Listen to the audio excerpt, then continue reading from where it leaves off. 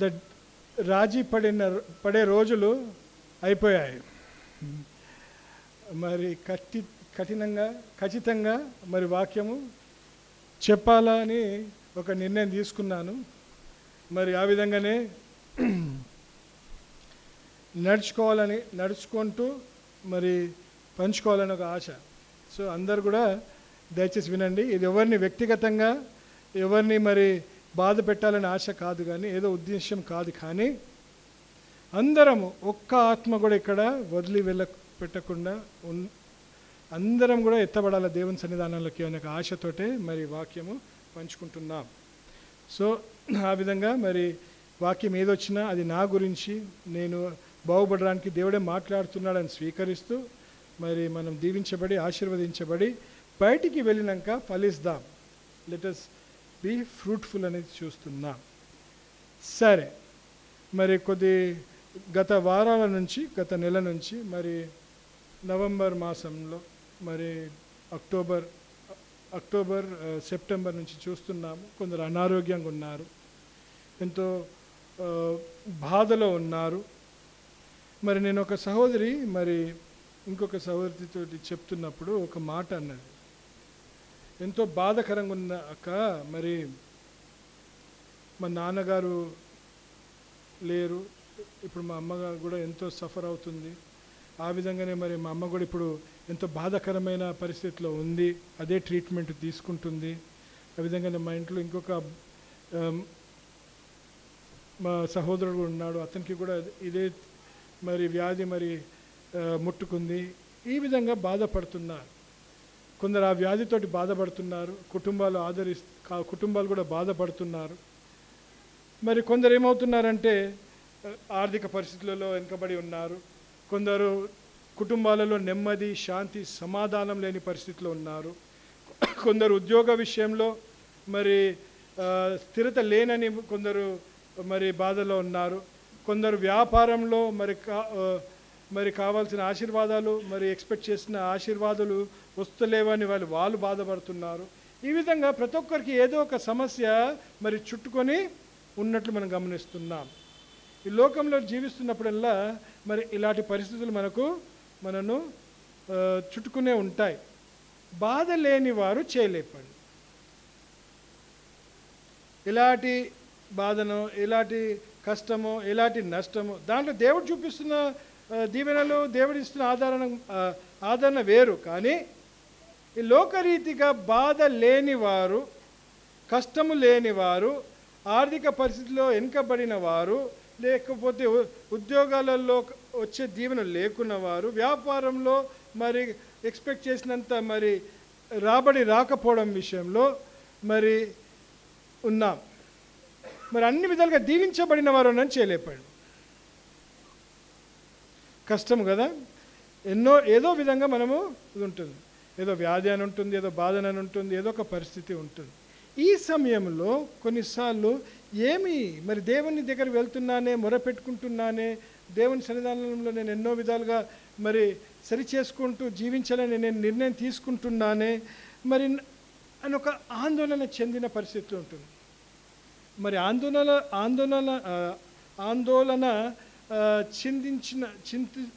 ఆందోళనలో చింతిస్తున్న వారు ఎంతమంది ఉన్నారు చెప్పండి. చింతకు లేదు ఎవరికి. ఒక చేలేసింది, 2, 3, 4 పుట్టి నలుగురేనా? అయితే తక్కిన వాళ్ళందరూ క్షేమేమన్నమాట. ఆల్ గుడ్, సంతోషమే. సమీపంగా కానీ రైట్, కానీ ఏదో ఒక బాధ ఉంది కదా, చేతి ఇరిగింది. దేవుడు దయచేస్తాడు, స్తుతిస్తాము. కానీ ఈ పరిస్థితులలో మరి కొన్ని ఏమవుతాయి, కొందరికి ఎలా ఉంటుంది, కానీ ఎంతో విపరీతంగా మరి అది ఒక కుటుంబంని అడ్డగించింది అనుకోండి, ఇబ్బందులు పెట్టినాయి అనుకోండి, ఏం చేస్తాము, ఏమవుతుందో అని ఉంటుంది. కొందరు ఉన్నారు అప్పుల మీద అప్పులు అవుతూ ఉన్నాయి. కొందరు ఎలా ఉన్నారంటే 10 రూపాయలు అప్పులు తీసుకొస్తారు, 10 రూపాయలు అప్పు తెచ్చి అది కట్టడానికి ఏం చేస్తారు, మళ్ళీ ఇంకొక అప్పు తీసుకొస్తారు. ఎప్పుడు ఎంత తెచ్చుకోవాలి అప్పుడు? 10 రూపాయలు తెచ్చుకొని అప్పు తెచ్చాలా? కానీ ఏం చేస్తారు? 15 రూపాయలు తీసుకొస్తారు. 15 రూపాయలు తీసుకొచ్చి ఆ 10 రూపాయలు కట్టేస్తారు, 5 రూపాయలు తినేస్తారు. ఇప్పుడు ఎంత అయింది అప్పు? 15 అయింది. ఈ 15 తీర్చడానికి ఇంకో దగ్గరికి వెళ్ళి ఏం చేస్తారు? 20 రూపాయలు తీసుకొస్తున్నారు.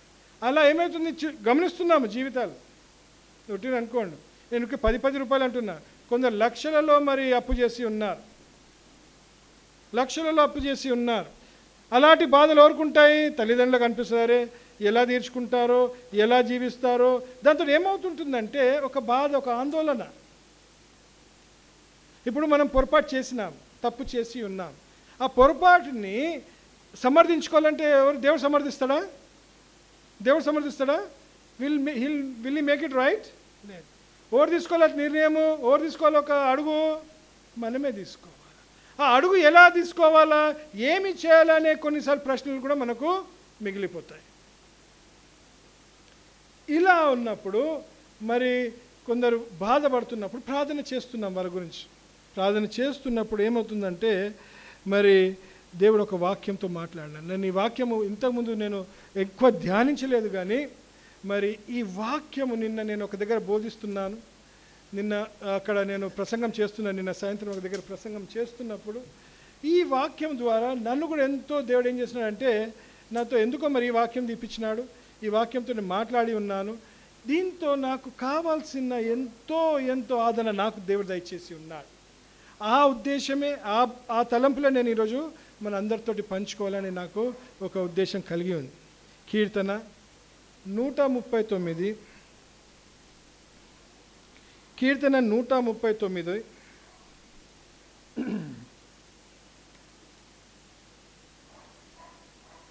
16వ వచనం ఎవరైనా చదవండి. 16th verse, Psalms 139. నేను పిండముగా ఉండగా నీ కన్నులు నన్ను చూచిన. ఏ పరిస్థితులు ఉన్నాము? ఏ పరిస్థితుల్లో ఉన్నాము? పిండముగానే ఉన్నాము. ఇంగ్లీష్లో ఏమంటారంటే when I was just a substance అని ఉంటుంది. ఏమంటుంది? అన్ఫార్మ్డ్ సబ్స్టెన్స్. పిండం అంటే ఏంటి? దానికి అది మొగానా ఆడనా ఎలాంటిదని ఇంకా తెలియదు. It just is form. ఇది ఏంటది? ఏమో ఇంగ్లీష్లో ఏమంటున్నాడు? Substance being yet unformed. ఇంకా దానికి ఇంకా రూపము అది ధరించలేదు, ఇంకా రూపం ధరించలేదు. ఎవరికి తెలియదు కదా, ఎవరికి తెలియదు. తల్లిదండ్రులు కూడా తెలియదు. అబ్బాయి పుడతాడా, అమ్మాయి పుడుతుందా, మరి కవల పిల్లలు పుడతారా, ఎలా పుడతారు అని కూడా ఎవరికి తెలియదు. కానీ ఆ సమయంలో మనం ఎవరు చూస్తున్నారు? ఎవరు చూసినారు? వాక్యం ఉంటుంది. నీవు నన్ను చదువు. నీ కన్నులు నన్ను చూచెను అంటున్నాడు. చూడండి, ఇంకా కిందికి వస్తాను. నియమింపబడిన దినములలో ఇంగ్లీష్లో ఏమంటున్నాడు? The days fashion for me. The days fashion. నియమింపబడిన దినములలో. నేను పిండంగా ఉన్నప్పుడే నా దినములు ఏమవుతున్నాయి? నియమింపబడుతున్నాయి. వాహ్, హల్లెలూయా చెప్పండి. మనం పిండంగా ఉన్నప్పుడే ఆయన కనుదృష్టి మన మీద ఉంది. ఇంకోటి ఏంటి? మన దినములు ఏం చేస్తున్నాడు? ఆయన నియమిస్తున్నా. ఒకటైనా కాకముందే, నేను ఇంకా జన్మించలేదు. I'm not yet taken birth. ఇంకా there is not a single day that has happen. ఇంకా ఒక దినం కూడా కాలేదు. ఎప్పుడు దినాలు మొదలవుతుంటాయి? మనము మన తల్లి గర్భం నుంచి బయటికి వచ్చినప్పుడు మన రోజులు లెక్క పెట్టడము మొదలవుతుంది. అవునా కదా? అవును. అప్పుడు అంటారు 1 day 2 day 3 days అంటారు కదా. అప్పుడు 1 year 2 years 3 years అని ఎన్నో బర్త్డేలు చేసుకుంటుంటాం. కానీ అదే సమయంలో మనం నియమింపబడక ముందే ఏమంటున్నాడు? మన రోజులు నియమింపబడుతున్నాయి. They are being ordained, they are being informed. మనం ఇంకా ఏంటి? రూపము పొందక ముందే మన దినములు ఆయన గ్రంథములో రాసేసి ఉన్నాడు. అంటే అంటే ఈరోజు ఇక్కడ నువ్వు కూర్చున్నావే, ఈరోజు నేను ఇక్కడ కూర్చున్నానే, ఈరోజు నేను ప్రసంగం చేస్తున్నానే, ఈరోజు మీరు వింటున్నారే, ఇది ఎవరు ఎప్పుడు నిర్మింపబడ్డది? ఎప్పుడు? ఎప్పుడు? మనం అందుకే అంటాడు, బూది గంతములు ముందే నిన్ను నేను ఎరుగుదును అంటాడు. Before the times it self I know you అంటాడు. అవునా? బూది గంతం ఏమంటాడమ్మా? అది వాక్యం ఏది? తీయండి, ఆ వాక్యం కూడా తీయండి. మరి ఈ విధంగా ఏం చేస్తున్నాడు? మన దినాలు రాసినాడంట.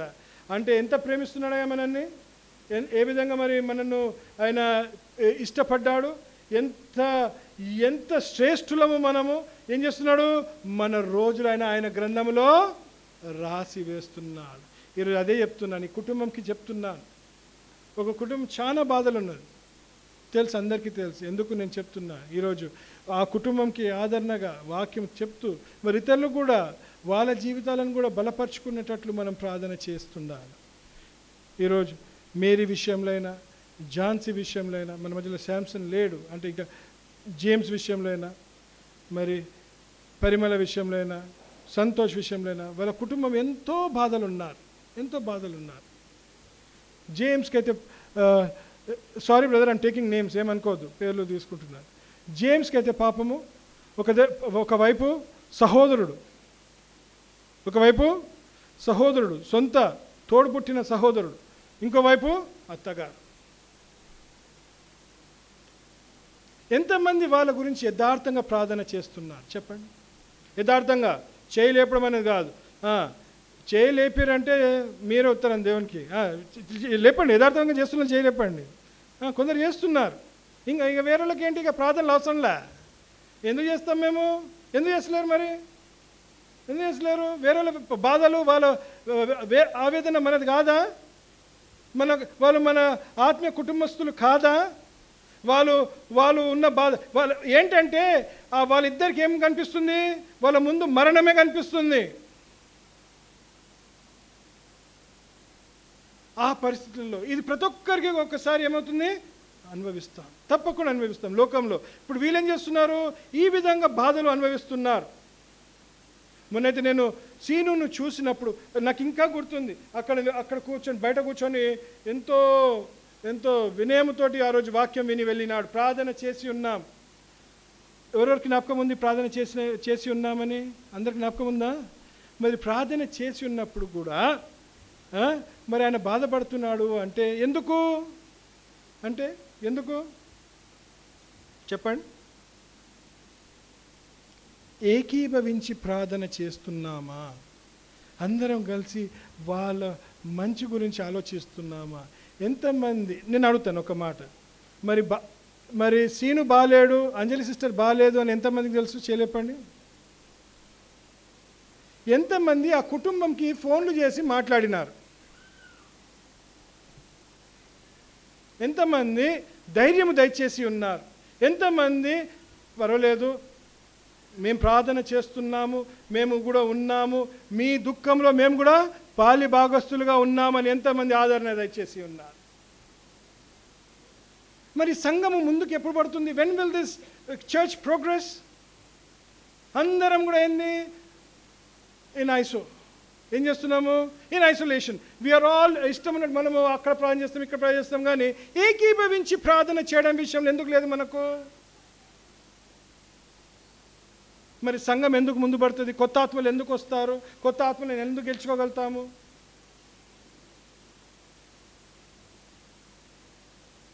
అరే సిస్టర్, మీరు ఏ హాస్పిటల్ ఉన్నారని అందరికీ తెలుసా? ఏ హాస్పిటల్ ఉన్నారని తెలుసా? ఎవరికి తెలుసు ఏ హాస్పిటల్ ఉన్నారో? 2-3 తెలుసు. తక్కిన వాళ్ళు ఏం చేస్తున్నారు? మరి ఏమైనా అందించాలనా, ఏమన్నా మీకు సహాయంగా ఉండాలనా, ఏమన్నా మీకు మేము పోయి ఇవ్వాలనా? ఇలాంటి భావములు ఎందుకు లేవు? దేవుడు ఏమన్నాడు? నిన్ను, నీ భార్యను, నీ పిల్లల్ని, నీ సొంత సహోదరులను నువ్వు ప్రేమించమన్నాడు కదా? ఏమన్నాడు? ఒక కట్టె పట్టుకోవాలా? ఎవరిని ప్రేమించమన్నాడు? నీ పొరుగు వారిని ప్రేమించమన్నాడు. ఏ విధంగా ప్రేమించమన్నాడు? ఏదో వచ్చి ఇక్కడ నిలబడి మంచి వాక్యం చెప్పి దీవెనలు దీవెనలు ఆశీర్వాదాలు వస్తాయి, ఈ విధంగా బలపరచబడతాము, ఈ విధంగా నేను చెప్పడం ఇక మానేయడమే. ఫస్ట్ ఉన్న సమస్యలు ఏం చేస్తారో మనం ఏం చేయాలా? ఎదుర్కోవాలా, సరి చేసుకోవాలా. ఆ తర్వాతనే తక్కిన కార్యక్రమాలన్నీ కూడా. వీ హ్యావ్ టు రెక్టిఫై ఆ ఫాల్స్. ఆ పొరపాట్లు సరి చేసుకుంటేనే సరిగా అవుతాం. Otherwise will not be. సంఘానికి రావడము, వినడము, పోవడం అనేది కాదు, ఒకరినొకరు ఆ విధంగా ప్రేమించాలి. సంఘంలో ఉన్నవారు ఒకరినొకరు ప్రేమించకపోతే అన్యులను, పొరుగువారిని ఏ విధంగా ప్రేమిస్తాము?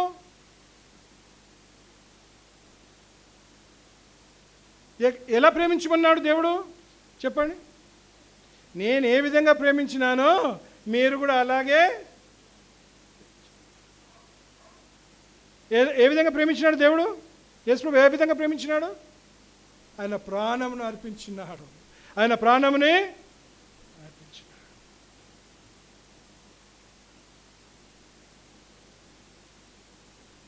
సీను గురించి ప్లాన్ చేస్తున్నప్పుడు చెప్తున్నాను, నన్ను కుటుంబం చేస్తూనే ఉంది. ఎవరు చేస్తే వాళ్ళు చేస్తూనే ఉన్నారు. మన బాధ్యత ఏంటి? సీనుకు 2 కుమార్తెలు ఉన్నారు, వాళ్ళు చదువుకుంటున్నారు, ఇప్పుడు ఆయన పని లేకుండా ఉన్నాడు. మరి వాళ్ళ ఆహారం ఎలా, వాళ్ళ బట్టలు ఎలా, వాళ్ళ స్కూల్ ఫీజులు ఎలా, ఆయన మందుల కోసం అవసరత ఏ విధంగా తీరుస్తాం? ఎవరు ఆలోచిస్తున్నారు? నా బాధలు నాకే, నా కష్టాలు నాకే. మరి మనం ఒక కుటుంబంగా ఉన్నామా? ఒక కుటుంబంగా ఆలోచిస్తున్నామా? ఒక కుటుంబంగా మనము ఆదరిస్తున్నామా? ఒక కుటుంబంగా సహాయంగా ఉన్నామా? 10 రూపాయలు వేయు.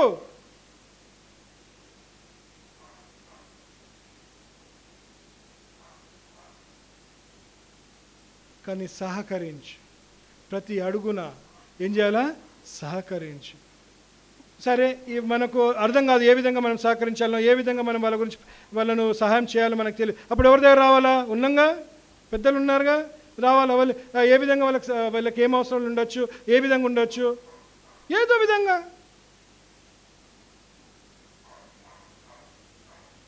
ఇలాంటి బాధ్యత లేకపోతే, ఇలాంటి ఉద్దేశాలు లేకపోతే మరి మనకు దీవెనలు తప్పకుండా. ఇలాంటి పరిస్థితులే దేవుడికి మనం ముందుకు తీసుకొచ్చి పెడతాడు.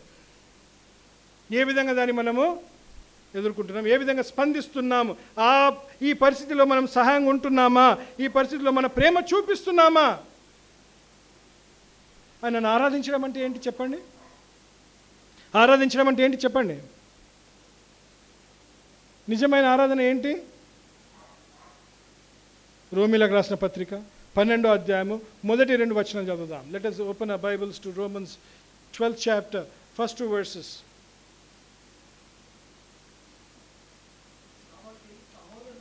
కాబట్టి సహోదరులారా, పరిశుద్ధమును దేవునికి అనుకూలములైన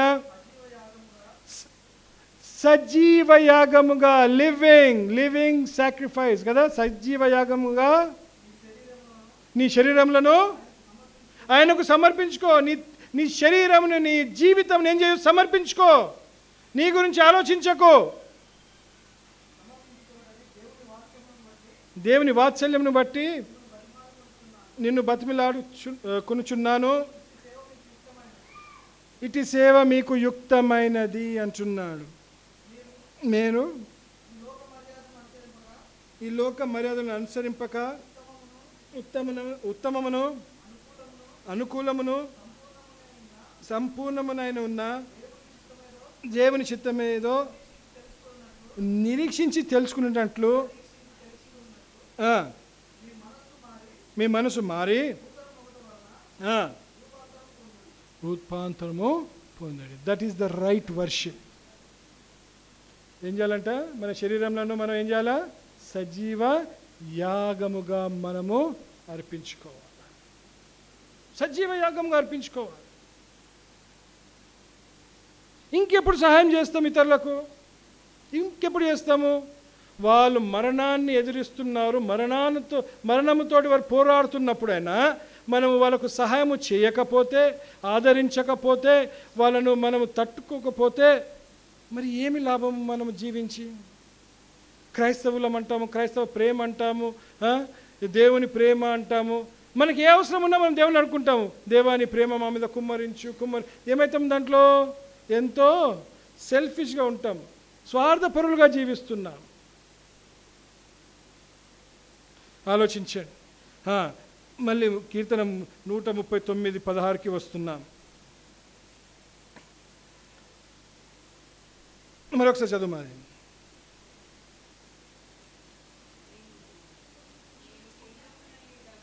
నేను పిండముగా ఉండగా నీ కన్నులు నన్ను చూచెను, నియమింపబడిన దినములలో ఒకటైనను తాక మునుపే నా దినములన్నీ నీ గ్రంథంలో యుక్తము ఆయను అంటున్నాడు. చూడండి, అంటే ఏంటి? దేవునికి ఎంతో మన విషయంలో తెలిసి ఉన్నాయి. ఏ పరిస్థితి అయినా ఈరోజు చెప్తున్నాను, ఈ కుటుంబంకి మనందరికీ కూడా ఒక ఆదరణ ఏంటి? ఈ పరిస్థితులలో దేవుడు ఉన్నాడు, దేవుడు చూస్తున్నాడు, దేవునికి ఎప్పటి నుంచో తెలుసు ఇది జరుగుతాయని. ఆయన అనుమతి ఇవ్వకపోతే అవి జరగవు.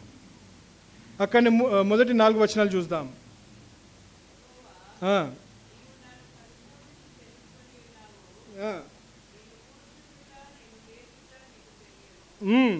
చూడండి, నేను కూర్చుండా నేను లేవుట నీకు తెలియను,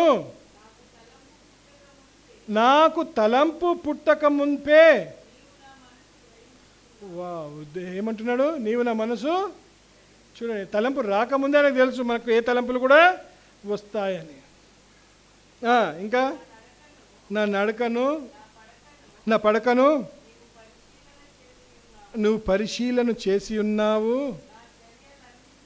నా చర్యలన్నిటినీ నువ్వు బాగుగా తెలుసుకొని ఉన్నావు.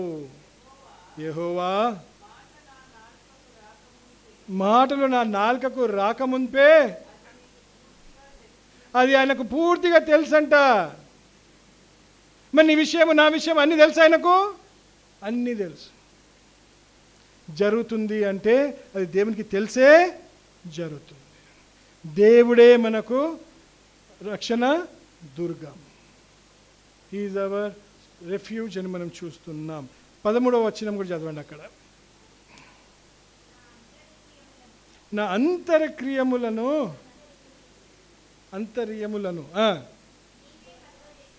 నీవే కలుగజేసితివి, నా తల్లి గర్భమందు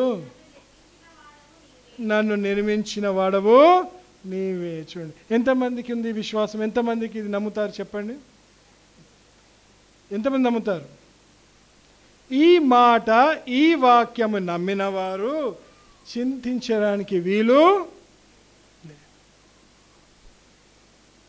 చింతించడానికి వీలు. బాధ ఉంటుంది, బాధ వేరు, చింత వేరు. అర్థమవుతుందా? బాధ వేరు, చింత వేరు. చింతించకండి, దేవుని మీద విశ్వాసం పెంచుకోండి. దేవునికి అన్ని అవగాహనలు ఉన్నాయి, అన్నీ తెలుసు. ఏ రోజు ఏ షర్ట్ వేస్తామో, ఏ రోజు ఏ అబద్ధం ఆడతామో కూడా తెలుసు.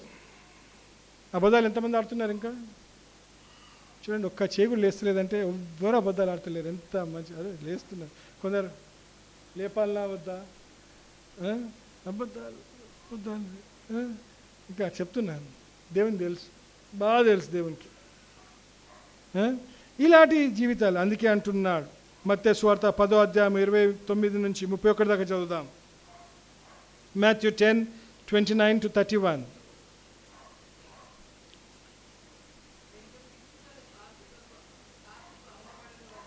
రెండు పిచ్చుకలు కాసుకు అమ్మబడును గాక, ఆయనను నీ తండ్రి సెలవు లేక వాటిలో ఒకటైనను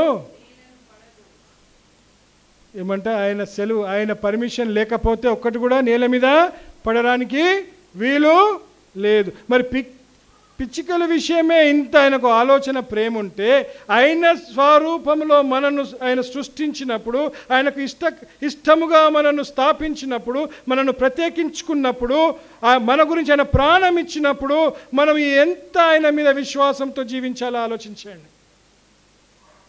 యా, అవునా కదా? ఏమంటావు? అవునా కదా? మరి ఇంకా చదవండి అక్క కిందికి. మీ తల వెంట్రుకలు అన్నీ లెక్కింప ఉన్నవి గనుక మీరు భయపడుకుడి అంటున్నాడు. ఎంతమందికి తెలుసు మీ తల మీద ఎన్ని వెంట్రుకలు ఉన్నాయని? ఒక్కరిద్దరు తప్ప. ఒక్కరిద్దరు చెప్తారు మాకేమీ లేవు. కొందరు చెప్పగలుగుతారు అది. మా ఫ్రెండ్ ఉండే ఒక ఆయన ఎప్పుడైనా క్లీన్ షేవ్, ఫుల్ షేవ్ చేసేసుకుంటాడు. వస్తాయి వెంట్రుకలు వస్తాయి కానీ ఫుల్ షేవ్, అట్లనే బాగుంటాడని ఆయన ఎప్పుడు షేవ్ చేసుకుంటాడు. ఆయన ఈజీగా చెప్పొచ్చు ఆయన ఎన్ని వెంట్రుకలు ఉన్నాయని. ఎన్ని వెంట్రుకలు అంటే ఏమంటాడు? 0 అదే. కానీ దేవుడు ఏం చేస్తున్నాడు? మన తల వెంట్రుకలను ఏం చేస్తున్నాడు? లెక్కింపజేసి ఉన్నట్టు అంటున్నాడు. అందుకేమంటున్నాడమ్మా?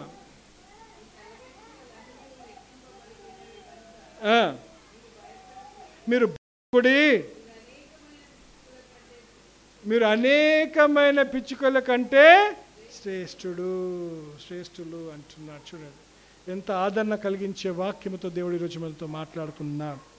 నిర్గమకాండము 3వ అధ్యాయం 7వ వచనం. ఎక్సోడస్ 3:7. 3వ అధ్యాయము 7వ వచనం. మరియు యెహోవా ఇట్లా, నేను ఐగుప్తులో ఉన్న నా ప్రజల బాధను నిశ్చయంగా చూచి తిని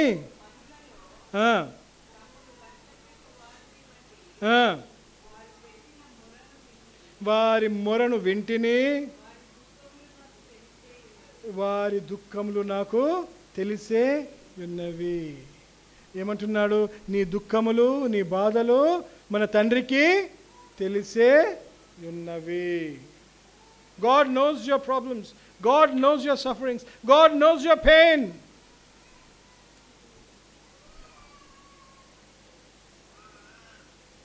మరి దానికి ఏమంటున్నాడు చూద్దాం. కీర్తన 56:8. 56వ కీర్తన 8వ వచనం.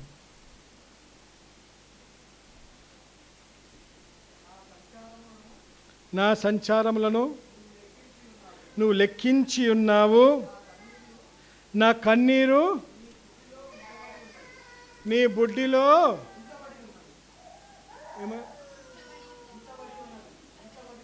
కుంచబడి ఉన్నవి అంటున్నాడు. ఏమంటున్నాడు? Put my tears in to your bottle. ఏం చేస్తున్నాడు?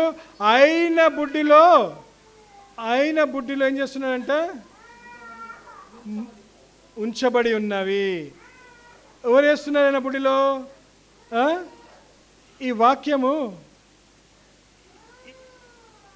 వాక్యము ఎంతమందికి అర్థమైంది చెప్పండి.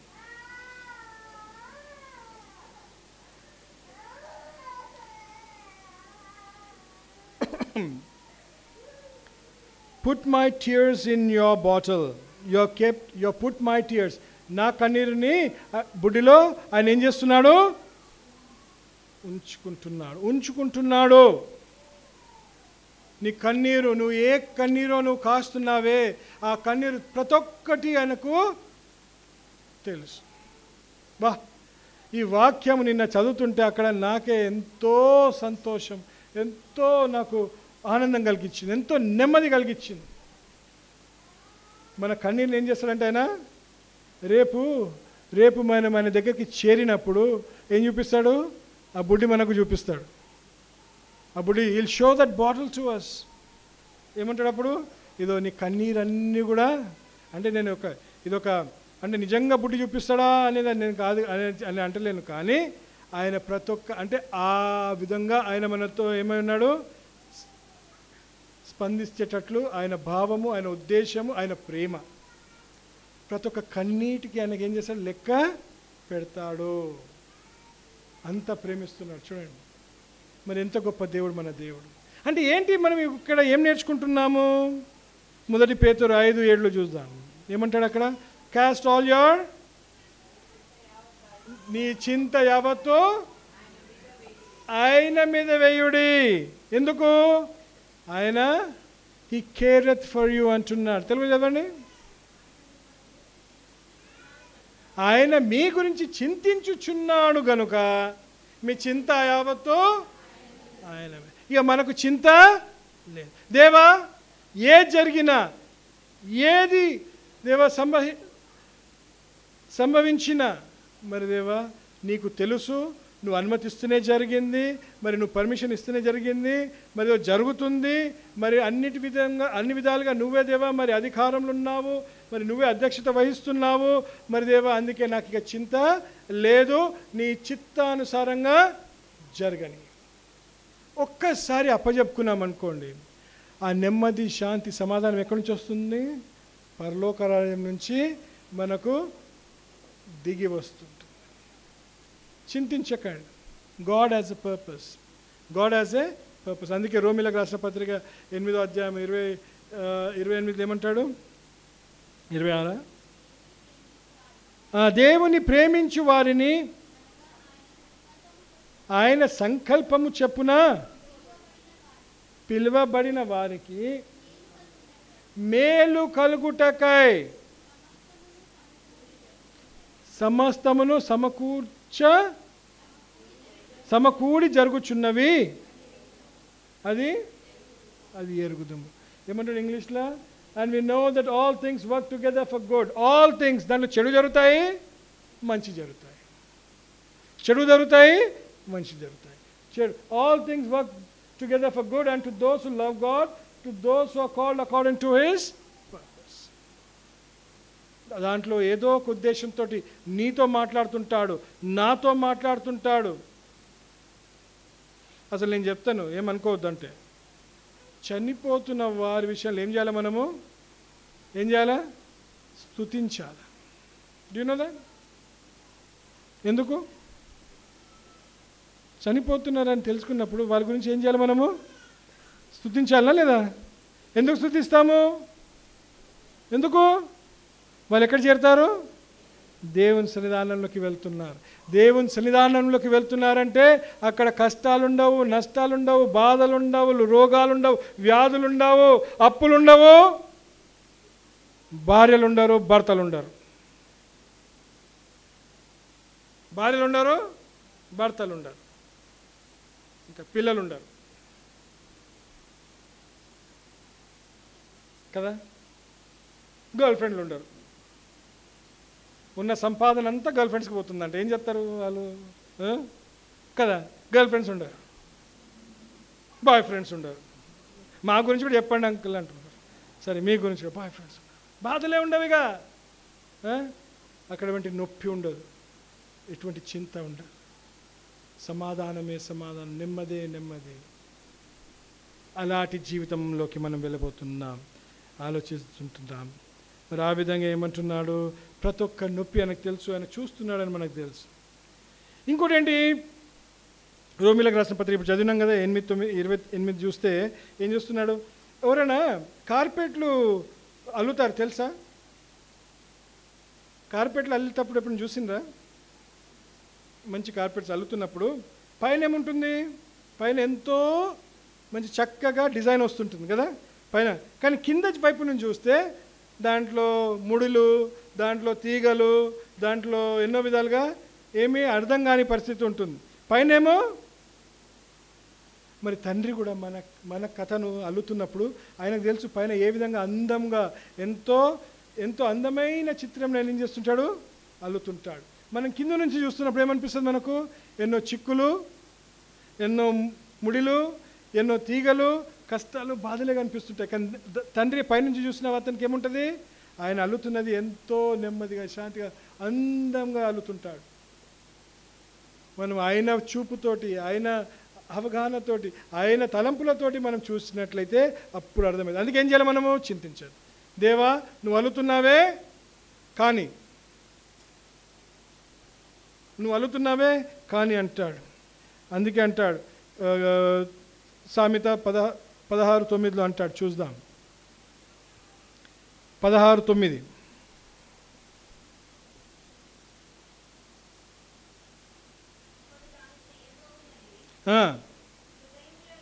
ఉదయంలో ఎంచుకుంటామంట. మనం ఇది చేయాలని ఎంచుకుంటామేమో కానీ యోచించుకుంటాం. వి థింక్ యెహోవా దాని నడకను కానీ స్థిరపరచేవాడెవరు?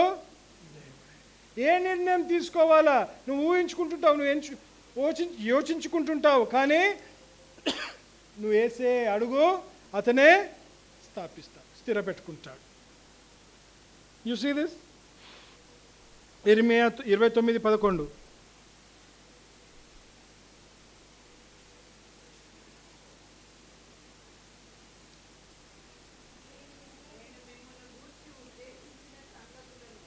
మిమ్మును గూర్చి ఉద్దేశించిన సంగతులను నేను ఎరుగుదును. రాబో కాలమందు నీకు నిరీక్షణ కలుగునట్లుగా అవి సమాధానకరమైన ఉద్దేశములే కానీ హానికరమైనవి కావు. అని ఉద్దేశంలో ఏంటి? మనకు మంచి జరగాలనే, మనం సంతోషంగా ఉండాలనే. మనకు సమాధానం ఎప్పుడు ఉంటుంది? మనకు సంతోషం ఉన్నప్పుడే, మనకు నెమ్మది ఉన్నప్పుడే. అవునా? అంతే కదా. మనకు కావాల్సిన అన్ని దయచేసినప్పుడే అప్పుడు మనము సంతోషం. దేవుడు అలాగనే ఊహిస్తున్నాడు. ఏంటి? మీకు మంచి మేలు జరిగేటట్లే నేను ఆలోచిస్తున్నానయ్యా అంటాడు. ఆయన మంచి దేవుడు, ఎప్పుడైనా మంచి చేయాలనే ఆశిస్తుంటాడు. అందుకే ఇలాంటి పరిస్థితులలో భయపడకండి, చింతించకండి, దేవుని మీద మీ ఆదరణ పెట్టుకుంటూ మరి జీవించమంటున్నాడు. అందుకే అంటున్నాడు. చూద్దాము విలోప వాక్యాలు. లామెంటేషన్స్ 3rd chapter 3వ అధ్యాయము 37-38. ప్రభువు సెలవు లేనిది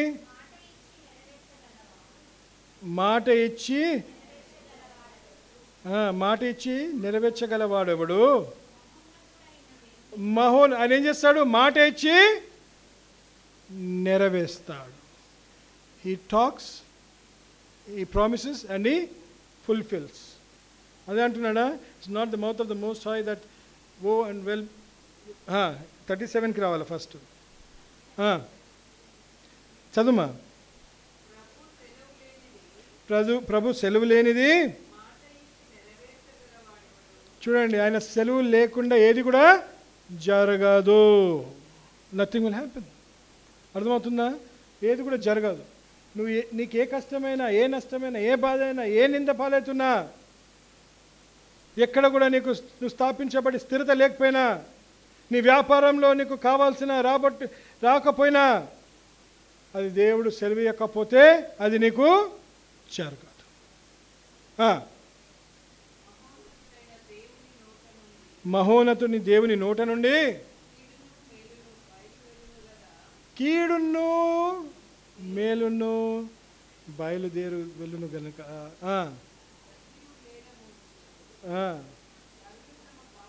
చాలు. అంతే చదువు. కానీ కీడైనా మేలైనా ఆయన జరగనిస్తేనే. అంటే ఆయన కీడు ఆయన చేస్తాడని అనుకోకండి, పాపాలు చేపిస్తున్నాడని అనుకోకండి. దానికి ఒక మంచి పాత్ర నిభాయిస్తున్నాడు ఒక ఆయన. ఎవరు? సాతానుడు ఉన్నాడు. ఆయన పని అది. కానీ ఆయన ద్వారా కొన్నిసార్లు ఏం చేస్తాడు దేవుడు? కొన్ని జరుగుతుంటే ఆయన గమ్మునుంటాడు. ఎందుకు? సరి చేసుకోవడానికో, మనను ఏం చేస్తుంటాడు? మన విశ్వాసము మనను ఏం చేస్తుంటాడు? బలపరచడానికో ఏందో ఆయన ఉద్దేశాలు మనకు తెలియదు. కానీ తప్పకుండా కొన్ని జరుగుతాయి. తప్పకుండా you will have to face అని చూస్తున్నాం. అందుకే అంటున్నాడు. చూడండి, యెషయా 46:9-10 చూద్దాం. యెషయా 46:9-10.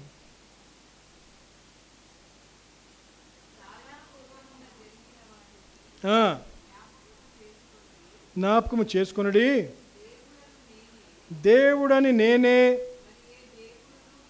మరి ఏ దేవుడు లేడు, నేను దేవుడను, నన్ను పోలినవాడు ఎవడు లేడు, నా ఆలోచన నిలిచిననియు నా చిత్తమంతయు నెరవేర్చుకొనున్నదనియు చెప్పుకొనుచు ఆది నుండి నేనే కలుగుబో వాటిని చర్యజేయుచున్నాను. And I will do all for my pleasure అంటున్నాడు. ఆయన చిత్తానుసారంగానే జరగనిస్తాడు. చింతించకండి అంటున్నాడు. ఆయన అధికారంలో ఉన్నాడు. ఆయన సింహాసనం మీద ఆసీనుడై ఉన్నాడు. అధ్యక్షత వహించి మరి ఆయననే నడిపిస్తున్నాడు. మనం చింతించద్దు అని మనకొక్కసారి మనకు చెప్తున్నాడు. దానియేలు గ్రంథం 4:35.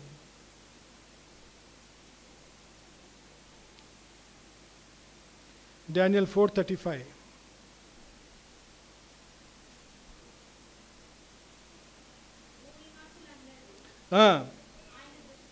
ఆయన దృష్టికి అమ్మా ఎన్నికపు రానివారు ఆయన పరలోక సేన ఎడలను భూనివాసుల తన చిత్తము చెప్పున జరిగించువాడు ఆయన చేయి పట్టుకొని నువ్వు ఏమి చేయుచున్నావని ఎవరు ఉన్నారా? ఎందుకు జరుగుతుంది అని అడగడానికి ఎవరు ఉన్నారా? ఎవరు సమర్థులు లేము. We are none of us can ask him. ఏంటి జరుగుతున్నాయి స్వీకరించాలా? ఆయన అనుమతిస్తూనే జరుగుతుంది అని మనం ఏం చేయాలా? నమ్మాలా? ఆయన మీద మన చింతావత్తు. అండ్ ఆ సమయంలో దేవుడు తప్పకుండా ఆయన నెమ్మదితో ఆయన తృప్తితో మనను నడిపిస్తాడని చూస్తున్నాం. అందుకే అంటాడు, మొన్న కూడా మనం యాకోబు పత్రిక ధ్యానిస్తున్నాము. యాకోబు పత్రిక మనం బైబిల్ స్టడీలో మరి వర్స్ బై వర్స్ చదువుతున్నాం. అక్కడ ఏమంటున్నాడు? యాకోబు పత్రిక 1వ అధ్యాయంలో 2వ వచనంలో ఏమంటాడు? నా సహోదరులారా, నీ విశ్వాసమునకు పరీక్ష ఓర్పును పుట్టించినని ఎరిగి మీరు నానా విధములైన శోధనలు పడినప్పుడు, ఇలా నానా విధమైన బాధలు మేము చుట్టి వేసినప్పుడు, ఎంతో ఆవేదన కలిగించే ఈ పరిస్థితులలో ఏమంటున్నాడు? అది మహానందమని ఎంచుకొనమంటున్నాడు. ఎందుకు? మన విశ్వాసం నేను ఏం చేస్తున్నాడు? బలపరుచుకుంటున్నాడు. He strengthening our faith. అదే ఆయన చూస్తున్నాడు. అందుకే ధైర్యముతోటి ఏం చేయాలంట? అందుకే అంటున్నాడు రోమీయులకు రాసిన పత్రిక 5వ అధ్యాయము, రోమన్స్ 5th chapter,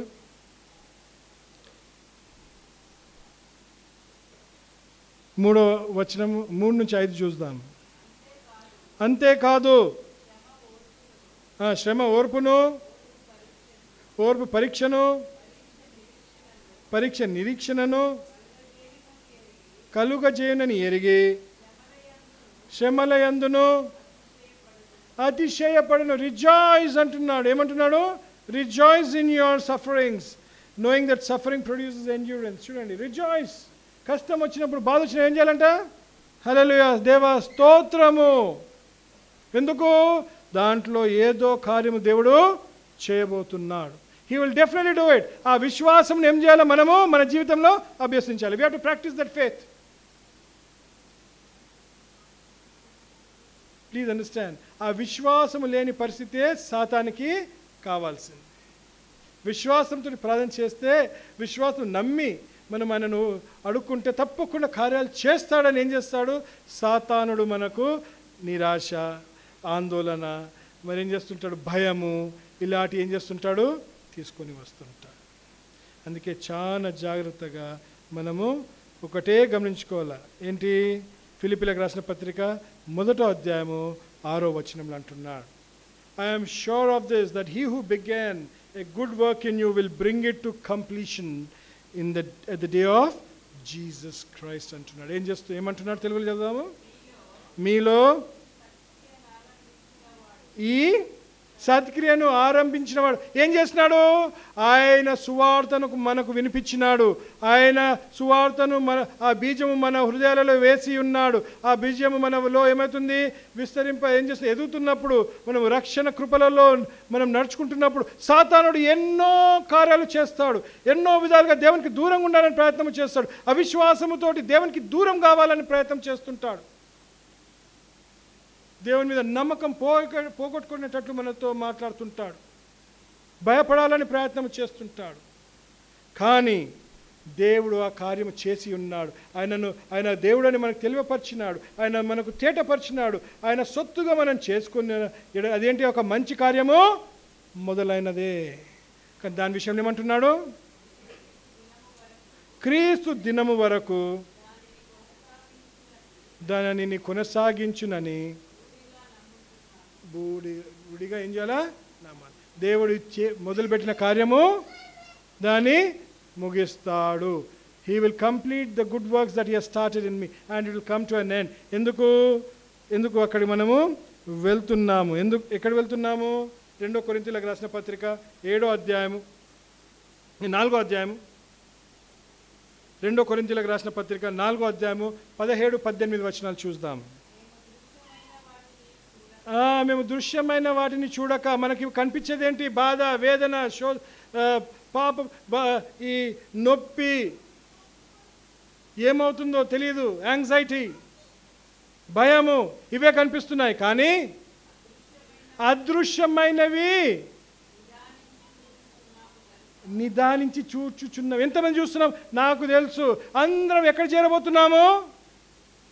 ఆయన సన్నిధానంలోకి తప్పకుండా చేరుకుంటున్నాం. అక్కడ ఎంతో సంతోషము, సమాధానము, నెమ్మది, తృప్తి, ఏ ఆవేదన లేకుండా, ఏ భయము లేకుండా, ఏ వ్యాధి లేకుండా, ఏ రోగము లేకుండా ఎల్లప్పుడూ ఆయన సన్నిధానంలో మనము ఆనందిస్తూ జీవించే రోజు రాబోతుంది. చూడండి, ఇదెంత శ్రమ మాత్రం ఉండే ఈ చిలుకని శ్రమ మా కొరకు అంతకంతకు ఎక్కువగా నిత్యమైన మహిమా భారమును కలిగిన వారై కలుగజేయుచున్నది. ఏలైనగా దృశ్యమైనవి అదృశ్యమైనవి నిత్యములు, కనిపించని ఎప్పటికీ మనతో ఉంటున్నాయని దేవుడు ఇంకొకసారి మనతో మాట్లాడి ఉన్నాడు. ఆ విధంగా వాక్యానుసారంగా ఏం చేయాలి? మనము బలపరచబడాలి. మనం ఇదే ధైర్యంతో ఏం చేయాలా? మన బాధపడుతున్న సహోదరుల విషయంలో ఏం చేయాలా? అందించాలా. మనం ఏం చేయాలా? వాళ్ళను ప్రోత్సహించాలా. మనం ఏం చేయాలా? వాళ్ళను ధైర్యపరచాలా. ఆ విధంగా బాధపడుతున్న కుటుంబస్తులను, బాధపడుతున్న ప్రియులను ఏం చేయాలా? మనము ఆదరించాలి. తప్పకుండా దేవుడు ఏం చేస్తాడు? దీవిస్తాడు. ఆ విధంగా దేవుడు మనందరినీ కూడా ఆశీర్వదించినట్లుగా